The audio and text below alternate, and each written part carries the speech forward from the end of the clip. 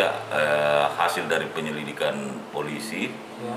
Sesudah itu langsung kita menjatuhkan kita rapat kondis dan menjatuhkan sanksi baik terhadap pemain maupun terhadap terhadap klubnya. Karena kalau kita menunggu dari hasil itu juga kan terlalu lama juga. Iya. Jadi kita cuma menunggu dari hasil laporan dari kepolisian saja. Sanksinya itu seperti apa nanti Pak?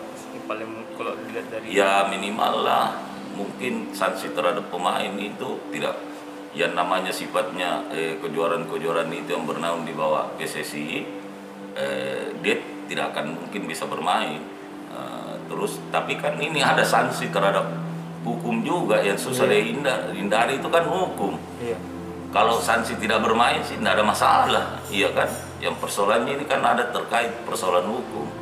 Nah, kita lihatlah nanti sampai sejauh mana proses hukum akan menghukum mereka juga.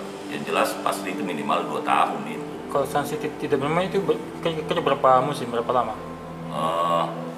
Bisa jadi minimal 2 tahun itu. 2 tahun. Iya.